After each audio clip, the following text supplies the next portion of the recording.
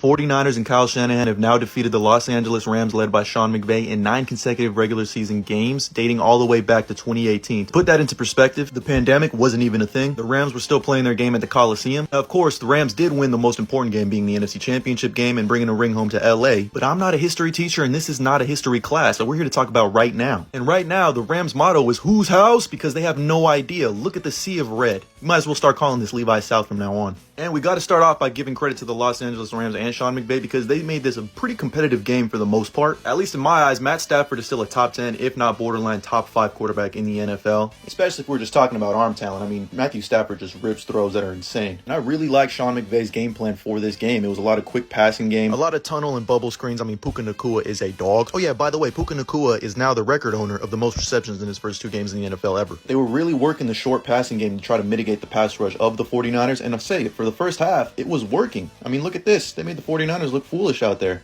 I mean, really, Matt Stafford was looking like Matt Stafford of old, making us look foolish. And for the most part, this game plan was working. But with the NFL, what do you got to be careful for? Turnovers. And the Rams turned the ball over not once, and I mean this one's completely on Kyron Williams. I mean, come on, man, you gotta look that in, baby. But they turned them over twice. Nice undercut here from Diamador Lenore. And I mean, they stopped him on downs, which is essentially another turnover. They pressured Stafford on 22 of his dropbacks and only sacked him once, but thankfully it was Fred Warner on a well-timed blitz, who, yes, is still the best middle linebacker in a game. And on offense for the 49ers, I mean, it starts with the head of the snake and Christian McCaffrey, who, well, that's how a white man runs the football. Keller Weatherspoon, sit the fuck down. He finished the day with 116 yards rushing, another touchdown, and continues to go off against the Rams. He's now got the most rushing yards for a 49ers running back in 2 games since Garrison Hurst had over 300. I would say for the most part, Brock Purdy had an okay game. This would probably be the worst game he played as a 49er, and he still finished the day 17 of 25, 206 yards, no touchdowns. But he did miss a lot of wide open throws. He would have had like 3 or 4 touchdowns. I do want to shout out his 2-minute drill to end the half because I thought he was pretty damn phenomenal, which they were able to cap off with a quarterback sneak at the goal line as time expired too. But it also helps when you got Deebo Samuel chipping in on his killing of the sacred lambs. Deebo doing what he does against the Rams, man. That's my ball, punk.